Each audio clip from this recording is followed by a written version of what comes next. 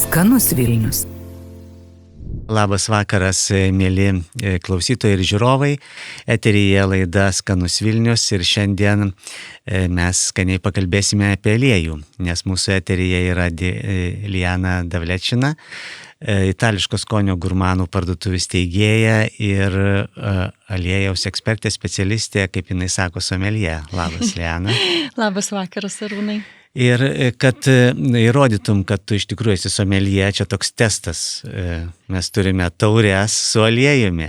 Taip. Tai gal iš karto, pradėkime nuo to, kad ar teisingai aš įvardinau, kad tu esi someljė ir tu moki kalbėti apie aliejų. Tai pradėkim. Kaip kalbama apie aliejų? Tai, Arūnai, aš noriu priminti, kad aš ir buvau viena pirmųjų someljė, vyno someljė mokyklos studenčių ir bevažiuodama į laidą pagalvojau, kad galbūt tai ir buvo pagrindas. Visa ta pradžia degustavimo, pradžioje vynų ir kitų gėrimų ir tai buvo labai stiprus pagrindas. O po to aš atradau alyvuogių aliejų per savo keliones, įkūrusi įmonę ir supratau, kad va čia tai kažkoks naujas tamsus miškas. Ir pradėjau mokytis ir mano mokslai tebesitęsia jau 13 metų. Tai atsinešiau čia. Tai yra mano atsineštas alyvuogių aliejus. Kas yra kitaip negu su vynu, mes nevertinam spalvos. Spalva, kokia ji bebūtų graži. Dabar mes turime smaragdinio žalumo alyvuogių aliejų šviežiai išspausta, tai yra spalio pradžios derlius. Tai be abejo spalva yra labai graži, bet profesionalai ragauja netgi iš kobalto mėlynumo taurių tam, kad nebūtų įtakojami spalvos. Taigi mes vertindami alyvuogių aliejų analizuojame kvapą, aromatus ir skonį. Bet išvaizda, jinai keičiasi laikui bėgant ar ne? Taip, šiek tiek tai taip galima keičiasi. Nekreipti tai dėmesio. Išeina chlorofilas, karotenoidų galbūt daugiau mes matome, tai yra gelsvi, žalsvi atspalviai. Tačiau vėlgi kokybei tai įtakos neturi, mes vertinam kvapą ir skonį. Tai ir įvertinkime. Taip, taurės, puikios taurės, vyniškos taurės. Kodėl vyniškos tinka šiuo atveju, labai nuostabiai atsiskleidžia aromatas. Galime giliai įkišti nosį, ar ne, ir ką jūs jaučiate? Jo, tai intensyvus kvapas iš ties ir toksai žoliškas, vadinkim taip, tas pirmas įspūdis, obolinis žoliškas. Visiškai teisingai, tai yra alyvuogių aliejus iš Lacijaus, netoli Romos, ūkis įvertinta 100 iš 100 balų, tikriausiai jūs žinote, kad aliejai, kaip ir vynai, yra reitinguojami. Ir tikrai čia turim nuostabų, šviežią aliejų, šviežiai nupjauta žolė, obolys, visiškai teisingai, pomidoro šakelė. Bet kuriuo atveju, jeigu mes esame ir mėgėjai, pradedantieji, pauostę turim suprasti, ar tai yra malonus, šviežias, gaivus kvapas. Jeigu taip, tikėtina jau, kad produktas yra kokybiškas ir mes galime ragauti.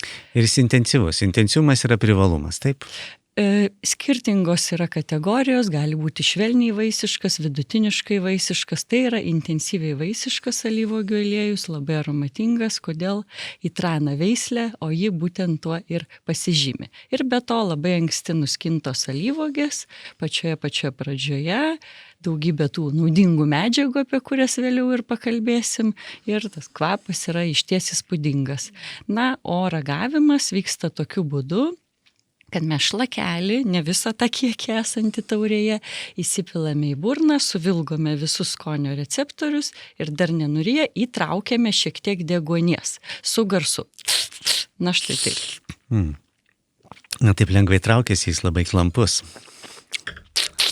Per bėgą tokia. Taip. Dėl klampumo galbūt nesutikčiau, nes štai mes dabar nurijome, ar ne, ir fiksuojame tuos potyrius. Tai šiaip turėtumėm suprasti, kad mes geriame, pačius tikriausius riebalus, ar ne, augalinės kilmės, tačiau to riebumo burnoje nėra. Nurijom ir sausa burna, yra tas toks kartumo, pikantiškumo pojūtis, ar ne? Kaip jūs jaučiate? Tai aš kažkaip, man tai vis norisi šiandien žalią migdolo riešutą paminėti, nežinau, netgi ir burnoje yra kažkoks Aitrana, pojūtis. tipinė savybė, tai yra migdolas. Ir mes būtent poskonėje tą migdolą ir jaučiame. Jo, ir tas aitrumas jis savotiškai net primena. Tai dabar, ko reikia bijoti, paragavus ir, žmogus, net ar tai būtų aitrumas ar kartumas, truputį išsigąsta, kad čia lyg ir neaišku, čia gerai ir blogai. Tai kas yra privalumai, o kas yra trūkumai ragaunant? Tai būtent šitų savybių ir nereiktų bijoti. Nereiktų bijoti kartumo ant liežuvio juntamo, nereiktų bijoti to kutenimo, aštrumo tokio, pikantiškumo, kurį jaučiame jau aliejui besileidžiant gerklę. Ir turim jausti nurijus, kad nėra jokio riebumo. Tuomet aliejus yra išties puikus.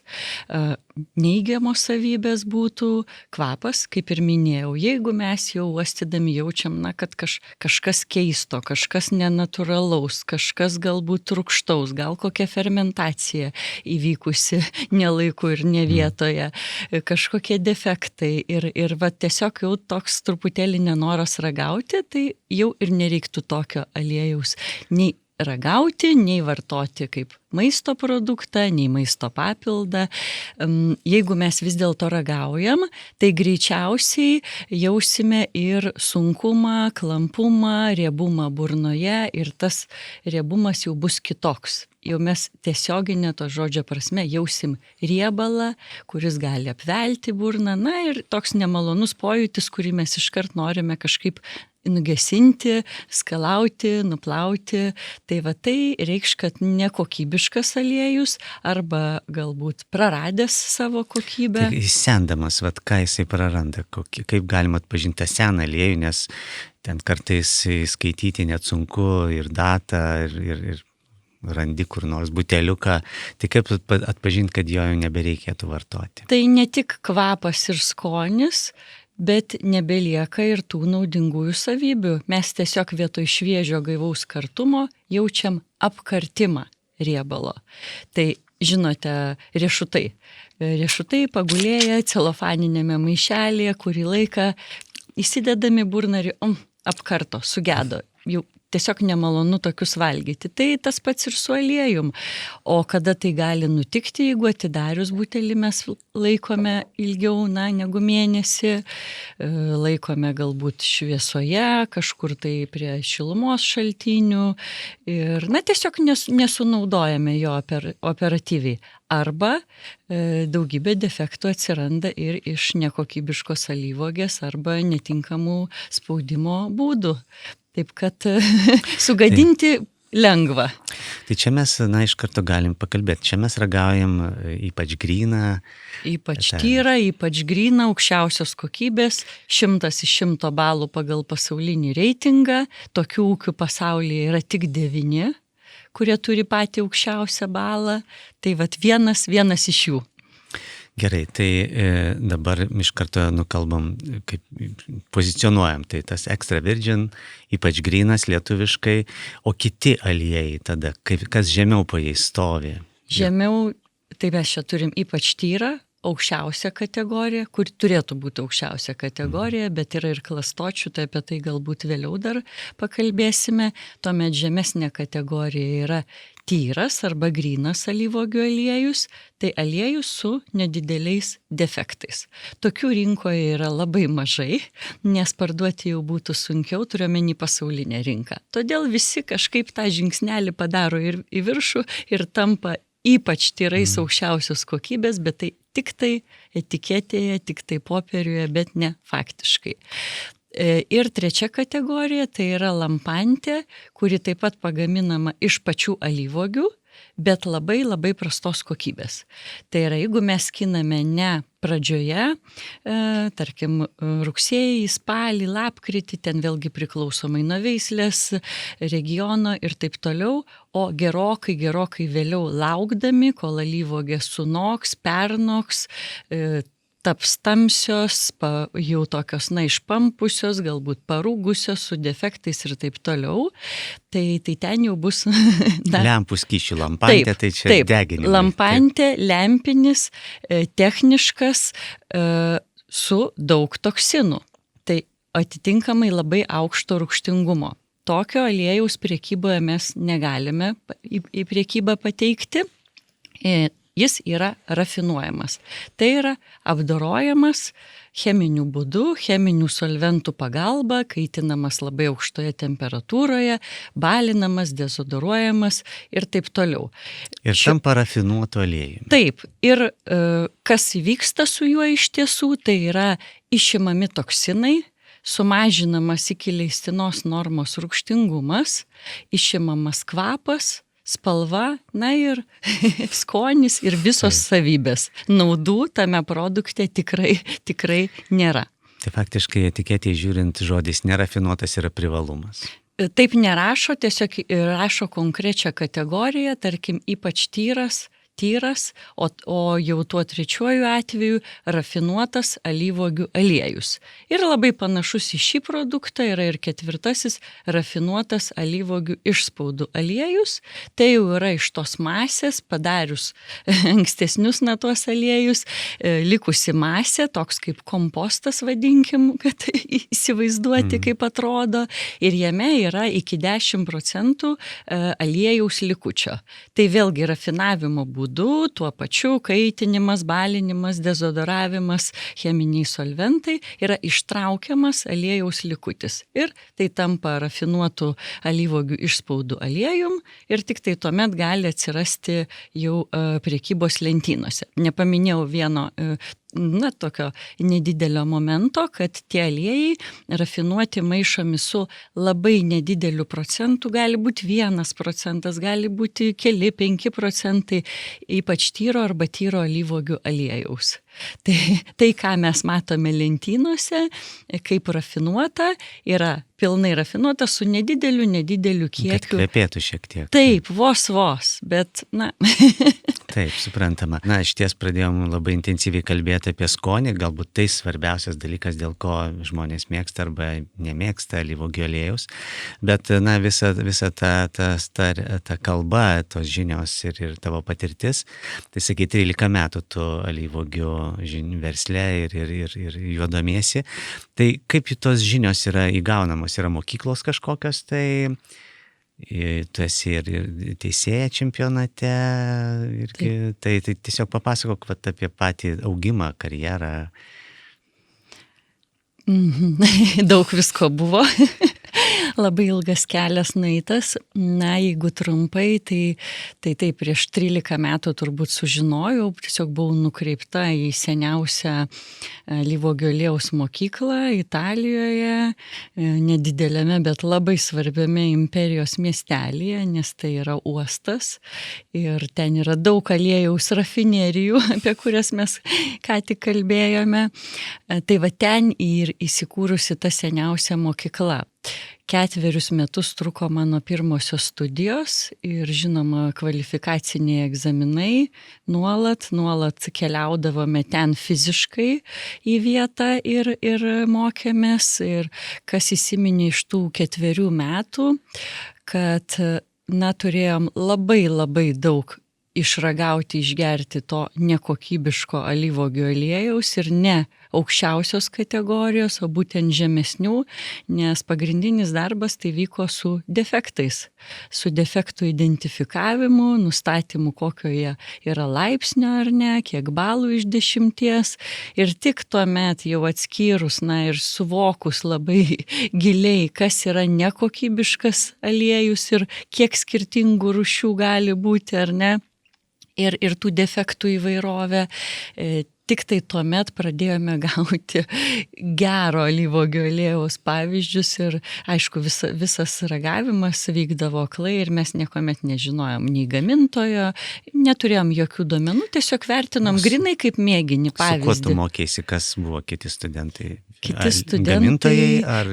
Įvairūs ir aliejaus gamintojai, ir importuotojai, ir šefai virtuvės, patys įvairiausi žmonės buvo tiesiog entuziastai entuziastų, buvo žmonių, kurie dėl sveikatos studijavo, norėdami sužinoti apie tas naudas ir dirbti su tuo.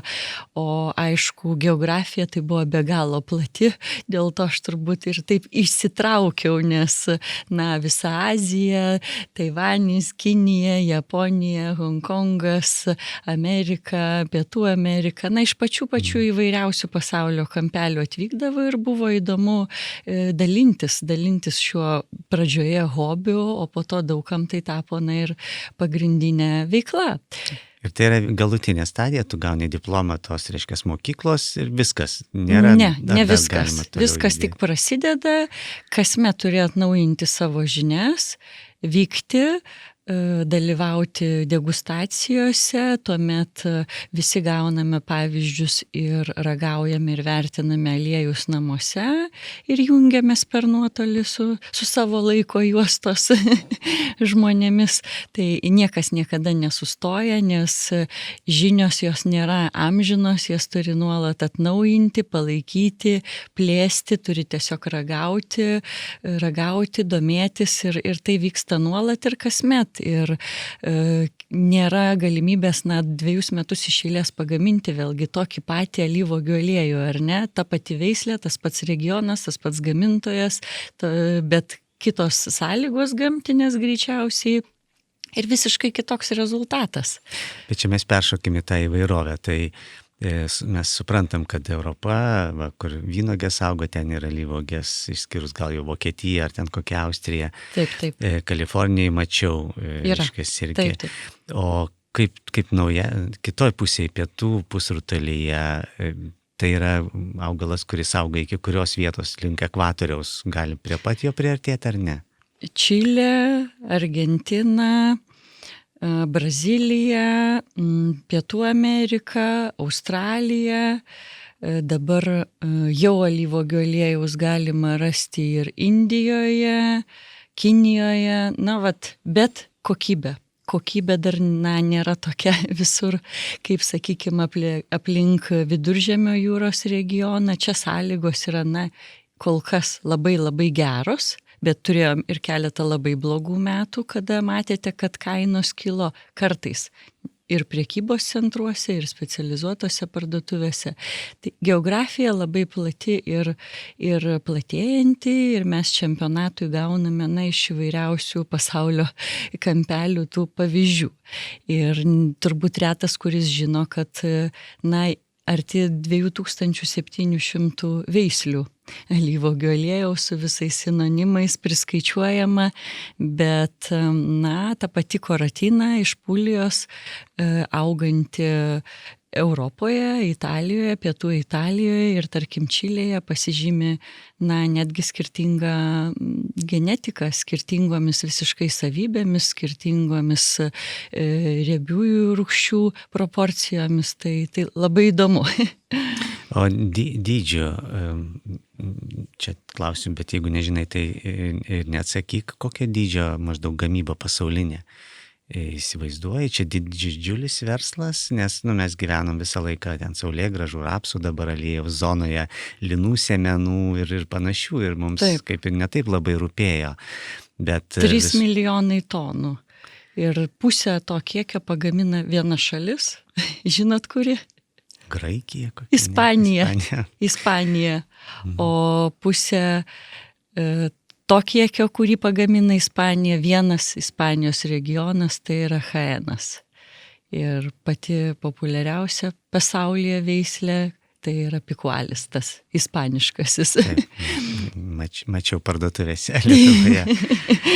Taip, labai labai paplitęs. Tai štai, kiekvieni metai unikalūs ir dėl ko mes vėlgi turim tas žinias plėsti, nes nėra taisyklių, nėra kažkokio skonio standarto, mes ragaujame ir mokomės. Bet yra kylančių regionų, sakykime, atsiranda naujos vietos, kažkas, kas taiga geriau ir geriau daro, ir tai susijęs su temperatūra, nes aš visą laiką man atrodė prancūziškas, truputį atsilieka, bet jie neturi tiek šilumos, galbūt dėl to, ar čia susijęs su klimatu, yra tas idealus toksai auksinis taškelis, klimatinis? Prancūzija yra tokia išskirtinė pakankamai valstybė Europoje, kitokios yra tradicijos. Jie labai vertina olive noir, alyvuogių aliejų gaminamą iš juodų, su sudvisusiu alyvuogių defektu.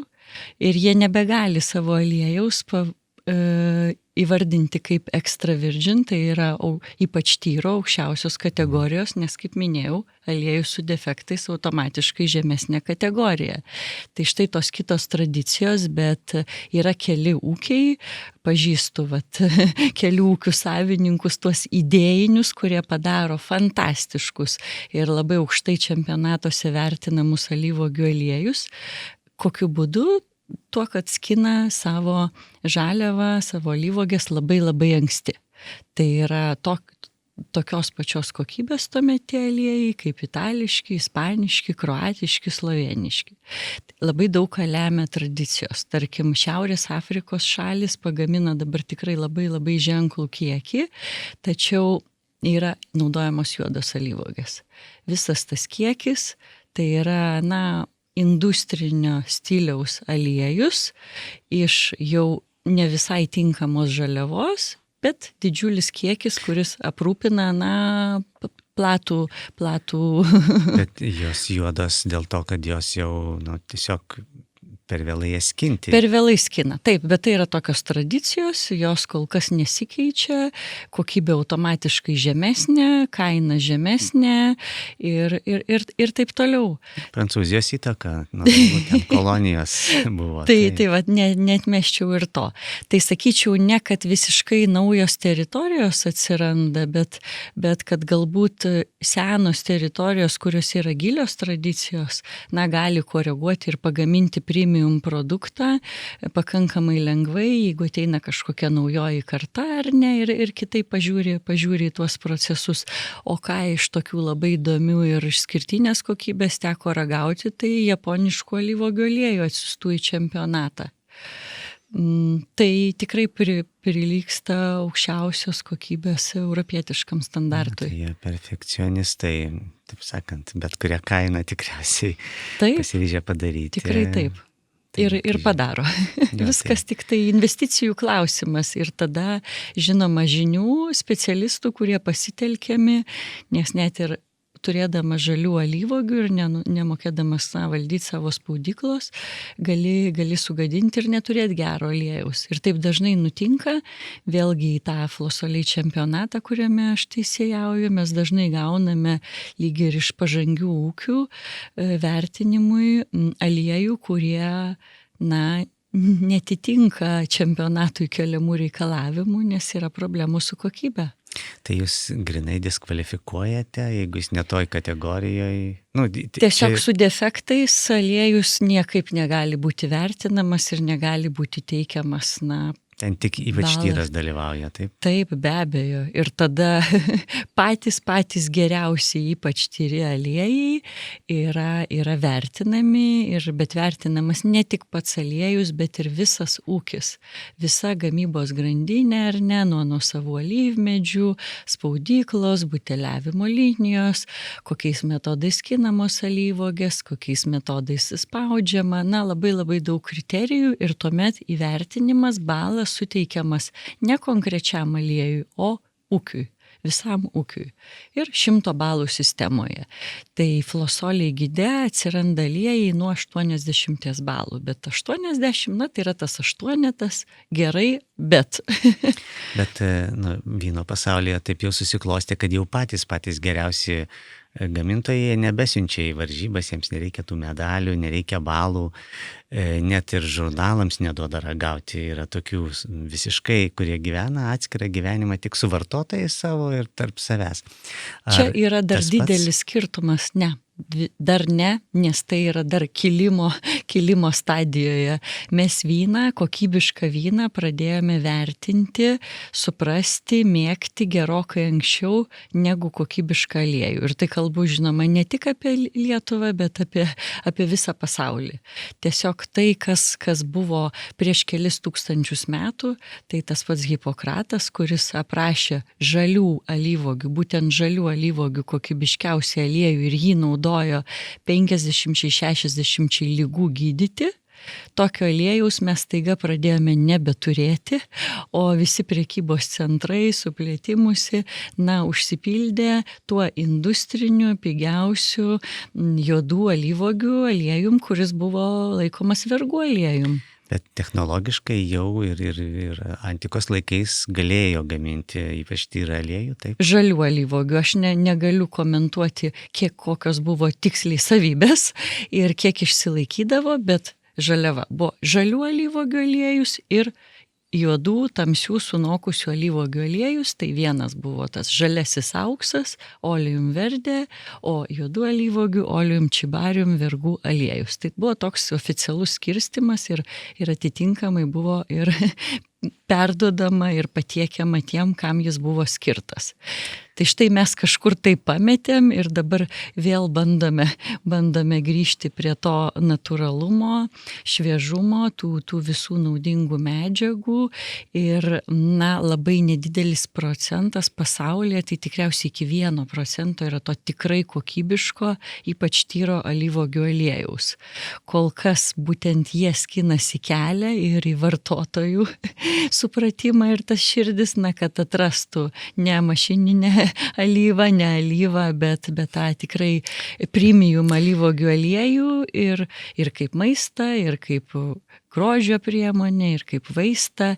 Tai kol kas siunčia į daug čempionatų tam, kad būtų matomi ir žinomi. Suprantama, tai vadinasi, kai kažkas sako, aš čia žinau vienintelis labai gerą aliejų, jo nieks daugiau nežino, mažai šansų. Tikriausiai, jeigu jis jau nepateko į tą karuselę čempionato, tai galimai tai yra tik tai toks įsitikinimas, nebūtinai tiesa. Tikrai taip ir kiekvienas ūkis, nekalbu apie premium segmento ūkius, bet tiesiog kiekvienas, kuris daro iš savo alyvuogių, galvoja, kad kad jo aliejus yra geriausias, bet jo alyvuogės gali būti ir tos lampantė kokybės nukritusios ir surinktos nuo tinklų ir iš jų padarytas aliejus taip pat bus alyvuogių aliejus. Bet kokybė atitinkama. Gerai. Kalbame su Lijana Davlečina apie alyvuogių aliejų, bet daugiausiai apie ypač tyrą extra virgin alyvuogių aliejų.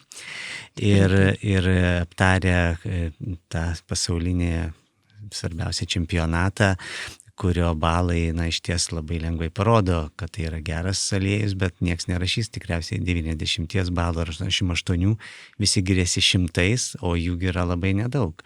Ir dažnai užėję parduotuvę mes nematom tų garsiausių vardų, yra tiesiog kažkokie vardai. Tai kaip tavo nuomonė reikia išsirinkti aliejų? Aš asmeniškai, jeigu atsiduriu nežinomoje šalyje, pavyzdžiui, Amerikoje, kur sąlyginai nedidelis pasirinkimas ir tai nėra ten specializuota parduotuvėlė, tai tiesiog neperku tai, kas yra mažiau negu 10 eurų už bonkutę, ar aš teisingai elgiuosi? Amerikoje 10 eurų už bonkutę. Dolerių. Kainos ten panašios. Aš, žinokite, kai atsiduriu Amerikoje, neperku žemiau negu $30 už bonkutę. Tai mano standartas ir dar labai analizuoju lentynas ir kas kartą nusiviliu labai mažas premium kokybės alyvuogių aliejaus pasirinkimas. Iš tiesų ten nearti dirvonai, galimybių daug, bet kadangi nėra daug žmonių, kurie apsimtų visą tai nešti ar ne, tą kultūrą, tai ir nėra. Tai kaina yra svarbus požymis. Neįmanoma. Ar įmanoma padaryti? Pigiai ir gerai, ne, labai didelė savikaina išgavimo. Ir kuo mažesnis ūkis, kuo įdomesnės tos alyvuogės, kuo anksčiau jos skinamos, kaip skinamos, galbūt rankomis ar ne, visa tai susideda į kainą. Ir paprastas palyginimas ankstyvųjų žalių tų nesunokusių alyvuogių 100 kilogramų, tai yra vos 5 ar 10 litrų kokybiško to žaliojo aukso, tai yra labai labai nedaug. O industrinis aliejus, tai iš tų paties 100 kilogramų visai jau kitos kokybės ar ne, pernokusių, parūgusių, papuvusių 30 litrų. Tai vien čia kainos skirtumas yra milžiniškas. Vėliau Šaltas spaudimas, nešaltas spaudimas, vėlgi labai takoja tą pagaminamą kiekį. Tai geras visada kainuos brangiai, negeras gali kainuoti įvairiai, nes, turim žinoti, kad alyvuogių aliejus šiai dienai yra vienas iš labiausiai klastojamų maisto produktų pasaulyje ir ES institucijos tai patvirtina. Yra tam tikri saugikliai, bet jie nelabai veikia. Klastojimas tai nėra mafijos darbas, tai yra tiesiog gamintojas. Gamintojas, susukčiauja. Bet mes galbūt nekalbam apie tuos mažus ūkius, tai kalbam apie didį tą verslą. Tai, kas 5 kontinentuose užpildo visas prekybos centrų lentynas, tai yra ta masinė gamyba. Ir jau pats aliejus dažniausiai pagamintas būna, ribinės kokybės, extra virgin ir ne extra virgin, o kartais net ir mūsų valstybinė maisto veterinarinė tarnyba paėmusi iš prekybos centrų pavyzdžių nustato, kad tai net ne tyras, o lampantė kategorijos aliejus. Tai ar mes galim tikėti sudėtimi ar sudėtyje, arba galinės etiketės yra požymis, kurį reikėtų žinoti, rasti, perskaityti, ir jis visuose 5 kontinentuose gali. Beje, įdomu, kad mes esam studijoje, kuri įsikūrusi visai netoli įmonės, 5 kontinentai. Taip. Tikrai taip. Tai tikrai skiriasi ir teisinis reguliavimas. Tarkime, Amerika, Kanada mes galime rasti aliejų, kurie yra 5 metų senumo, nes yra nurodoma pagaminimo data ir tiek. ES lygmenių turime griežtesnį reguliavimą, bet vėlgi visa atsakomybė tenka gamintojui dėl jo produkto kokybės, dėl jo galiojimo laiko. Tarkime, gali nustatyti, kiek produktas galioja, ir tai svyruoja.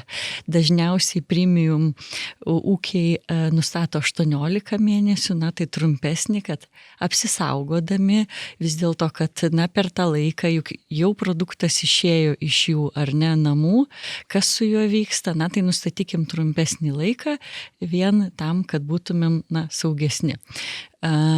Industriniai ūkiai, jie puikiausiai ir 3 metų terminą galiojimo nustato tie didieji, tai prekybos centruose mes galime rasti. Tačiau, kiekvienais metais ta kokybė žinoma šiek tiek kinta, tai mes stengiamės, kad mūsų prekybos lentynose neužsibūtų ilgiau kaip metus. Tiesiog šviežias derlius, artėjant tai pradžiai, stengiamės, kad lentynos ištuštėtų ir užsipildyti šviežio derliaus aliejais. Bet žinoma, kokybiškas išlieka galiojimo laiką, jeigu ūkis yra sąžiningas. Jeigu nesąžiningas, tai informacija, kuri yra pateikta etiketėje ar ne, tos gražios nupieštos alyvuogės ar graži moteris Viduržemio regiono valstybių, visi tie paveikslėliai, jie ne visada atitinka tai, kas yra viduje. Ir čia aš mokau žmonės pačius įsivertinti tą alyvuogių aliejaus kokybę, arba prieš perkant, jeigu yra tokia galimybė, arba, žinoma, parsinešus butelį namo. Tai atsidarome, uostome, ragaujame ir ten viskas tampa aišku. Ar yra tas malonus gaivus kvapas, ar yra kartumas, aštrumas, ar neriebus ragaujant, tada viskas tvarkoje. Jeigu mes atsidarėm ir randam kažkokias kitas savybės, tai ir nėra kokybiškas aliejus. Tai vien dėl to, kad tai yra dažnai klastojamas produktas, kiek mes bežiūrėtumėm į butelį ir į etiketę, mes niekuomet nebūsime visiškai tikri. Aišku, neišsiduos. Taip, jeigu patys neįvertinsim. Tai galbūt atkreipčiau dėmesį, kad aukščiausia kategorija, ypač tyras alyvuogių aliejus, nėra privalomas šaltas spaudimas. O šaltas spaudimas yra be galo svarbus, norint išsaugoti ir aromatinės, skoninės savybės ir naudingasias to produkto savybės. Tai šitą mes galime pasižiūrėti, na čia jau dažniausiai melo nebūna, arba šaltai spaustas, arba ne.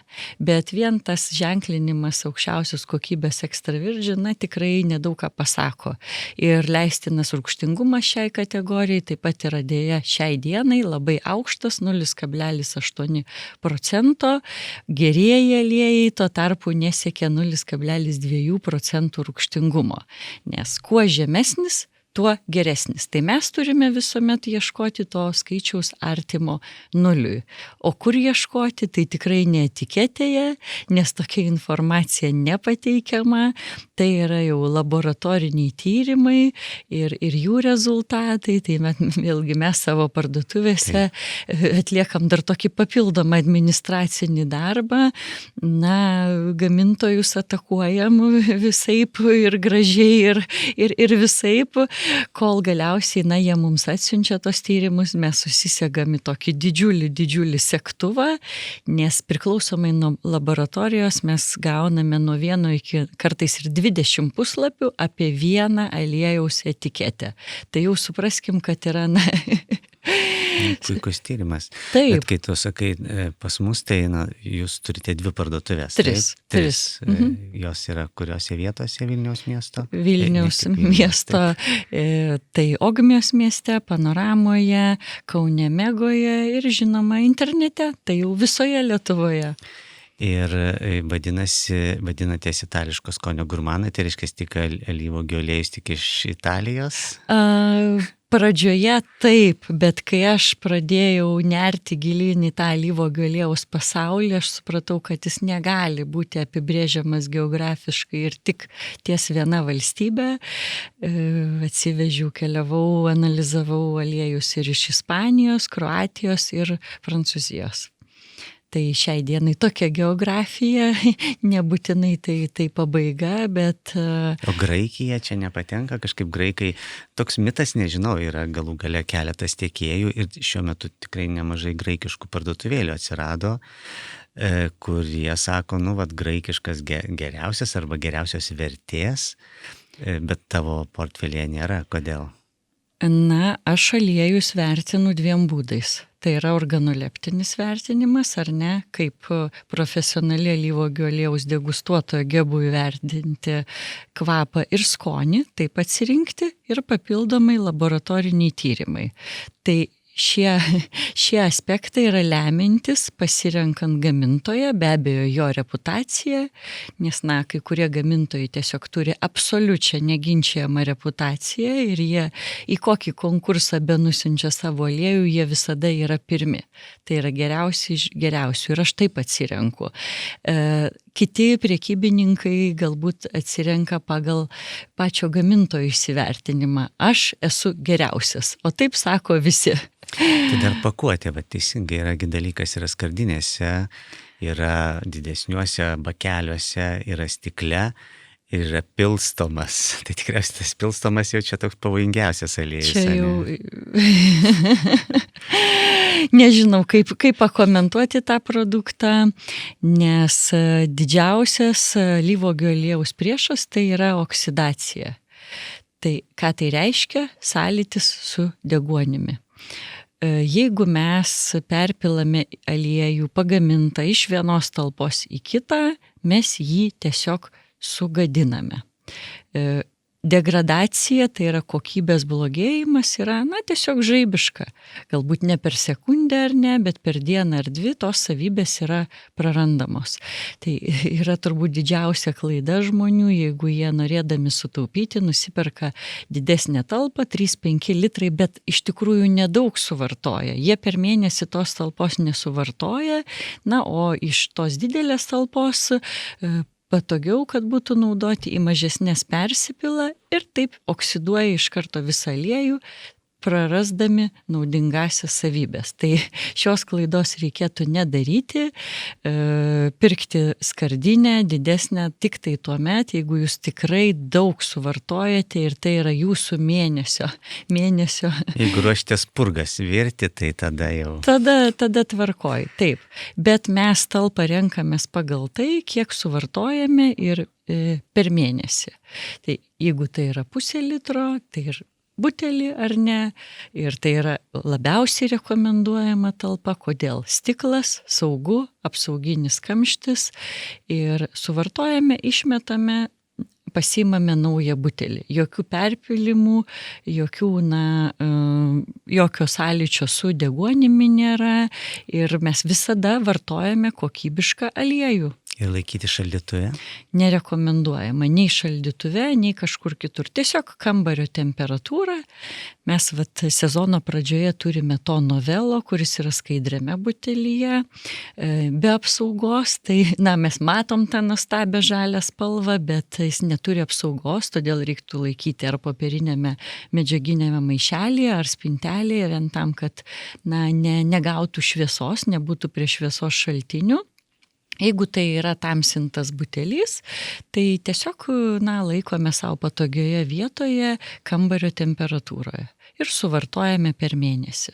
Pakalbėkime iš tikrųjų, kodėl jis geras mūsų kūnui, ne organoleptiškai, ne pagal cheminę analizę, bet kokia nauda iš to aliejaus, kodėl taip mes jį liaupsiname? Naudų yra labai daug, kaip sakiau, jau prieš kelis tūkstančius metų tos naudos buvo nustatytos. Ir kasgi tai yra alyvuogių aliejus? Tai yra augalinės kilmės riebalai, ar ne, kaip ir aišku, kurių didžiąją dalį sudaro mononesočiosios riebalų rūgštis. Tai pagrindinė jų yra omega 9. Ir ji yra reikalinga gyvybiškai mūsų audinių, mūsų ląstelių, mūsų kūno ląstelių atsinaujinimui. Tai omega 9 mes turime vėlgi priklausomai nuo alyvuogės veislės iki 80%, tai yra labai labai daug. Likusi dalis yra polinesočiosios riebalų rūgštis, omega 3 ir omega 6 ir nedidelis kiekis sočiųjų augalinės kilmės riebalų rūgščių. Tai tarkim yra visiškai priešinga molekulė negu kokosų aliejaus, nes ten dominuoja sočiosios riebalų rūgštis, o čia nesočiosios. Tai, ką pasakiau, yra 99% to, ką mes turime, štai viename butelyje. Tas 1% yra visos naudingosios likusios medžiagos, tai yra antioksidantai, polifenoliai, vitaminas E, mineralai, visos naudingosios medžiagos. Tai dabar jau yra moksliškai įrodyta, kad jeigu mes vartojame 20 gramų, labai svarbu yra ir kiekis, 20 gramų alyvuogių aliejaus, kuriame yra minimalus kiekis polifenolių, tas kiekis yra taip pat įvardintas, tai yra 250 mg kilograme, mūsų organizmas yra apsaugomas nuo oksidacinės pažaidos. Šitas terminas oksidacinė pažaida siejama su širdies ir kraujagyslės ligomis, onkologinėmis ligomis ir senatvinėmis ligomis. Taigi, jeigu mes tą 20 gramų į dieną gauname, termiškai neapdoroto, žmonės klausia, kaip jį gauti, tai galima tuščiu skrandžiu, galima tiesiog gardinti maistą ar ne dienos bėgyje, tiesiog ruošti maistą su alyvuogių aliejum. Bent 20 gramų į čia šaukštas dieną. Maždaug, ne? 2 šaukštai. Maždaug 2 šaukštai, mes galime paimti ir taurelę, atsimatuoti ar ne, ir žinoti tą dienos normą. Tai veikia prevenciškai prieš tas visas ligas. Ir yra jau daugybė mokslinių tyrimų patvirtinta, kad, tarkime, insulto ar infarkto tikimybė reguliariai vartojant alyvuogių aliejų mažėja 40%. O tai yra numeris 1 liga mūsų regione. Taip. Jo, aš čia tiesiog noriu papildyti, nes nesenai žiūrėjau statistiką, tai 60% Lietuvos moterų miršta nuo širdies kraujagyslių ligų ir 50% vyrų. Tai moterims dar didesnė, taip sakant, rizika savotiškai, nes jos nevartoja gal kitų priemonių, kurios padeda apsisaugoti nuo tų ligų. Ir įdomus tyrimai, kur Viduržemio jūros dieta buvo analizuojama, bandant išsiaiškinti, kas Viduržemio jūros dieta yra tas svarbiausias naudingumo faktorius. Tai yra du, kurie konkuruoja, tai yra alyvuogių aliejus ir ten pas graikus gavosi alyvuogių aliejus, pas italus vynas, bet jie yra labai arti vienas kito, apie 20% visos svarbos, toks svarbiausias dedamoji dalis. Tai čia tikrai... Tik vienas niuansas, kad alyvuogių aliejaus padauginti sunkiai manoma. Na, jeigu mes neatsisėsim ir neišgersim butelio vienu mauku, ar ne?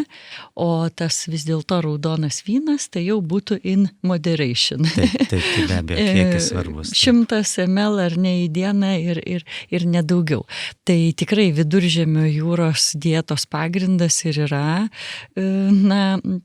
plačiausiai imantai alyvuogių aliejus, toliau vėlgi daržovės, vaisiai, grūdinės kultūros, žuvis, mėsos vėlgi ne per daugiausiai. Tai va tai visa tai sudaro tą kokybišką mitybos pagrindą. Aišku, judėjimas, pozityvios mintis ar ne ir va ta visuma, bet alyvuogių aliejus tikrai vaidina svarbu vaidmenį, didžiulis kiekis vitamino E jame yra, neskaitant tų naudingųjų polifenolių, tai yra vėlgi anti-agingas, ilgaamžiškumas, ląstelių atsinaujinimas, imunitetas, taip pat labai labai svarbus elementas.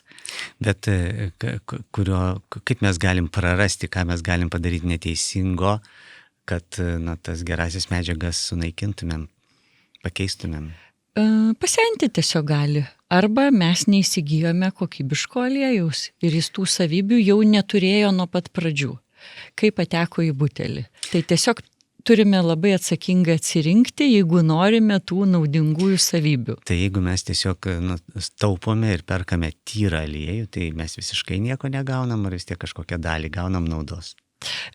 Aš nežinau, kas yra tame tyrame aliejuje, kas yra tame butelyje. Kartais žmonės atneša į mano parduotuves ir kažkokį tai mėginį net be butelio ir paprašo įvertinti. Tai kvapas, skonį ir atitinkamai kokios tai gali būti kategorijos. Aš ir tuo užsiimu.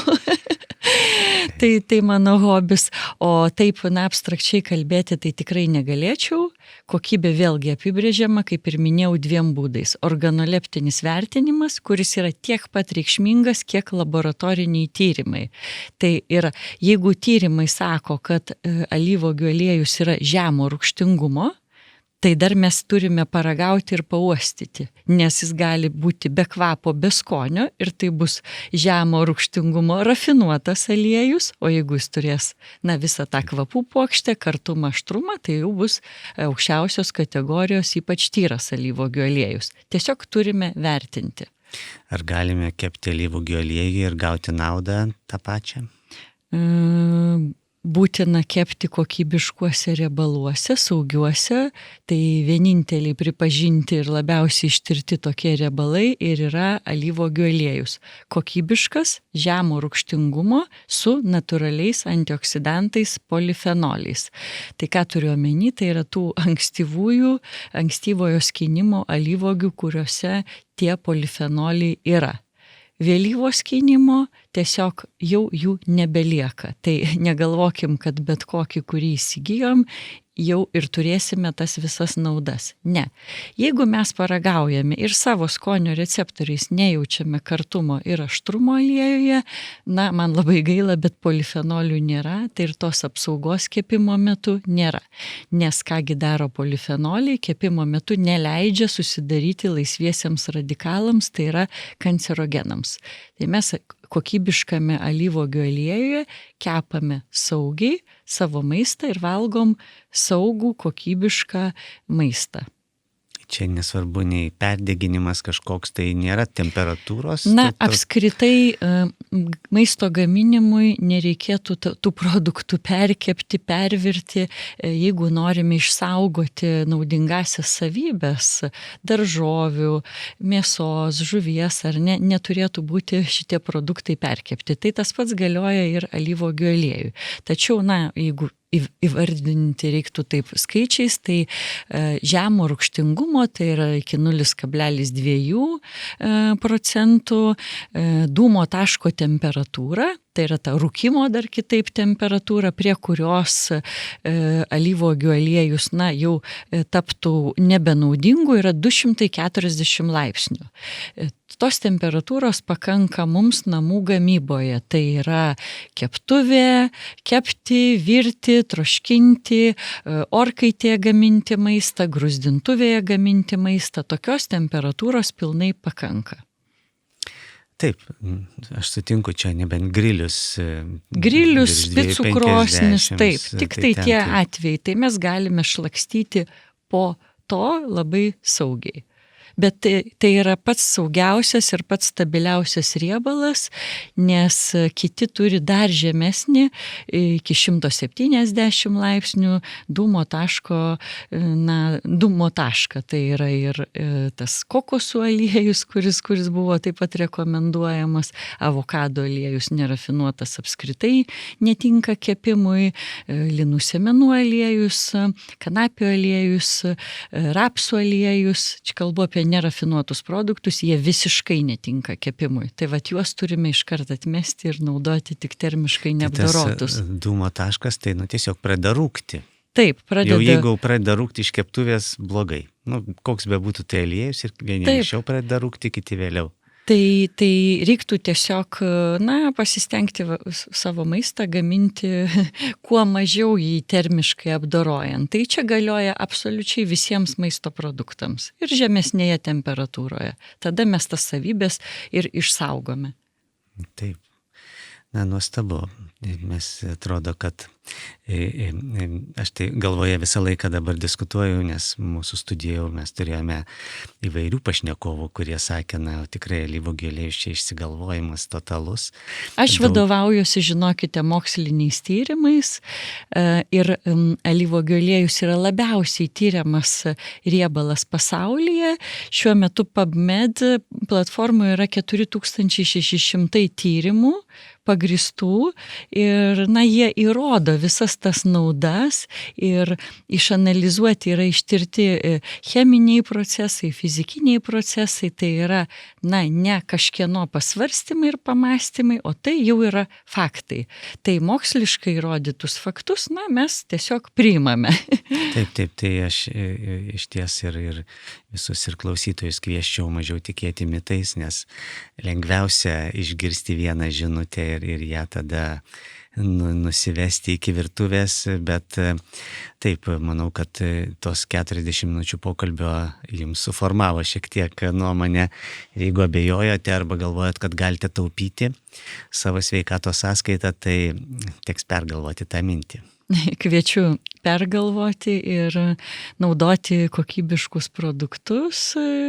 Būkim sveiki, būkime geros nuotaikos ir tuomet viskas bus gerai. Taip, 20 gramų alyvuogių aliejaus per dieną ir gyvensim amžinai.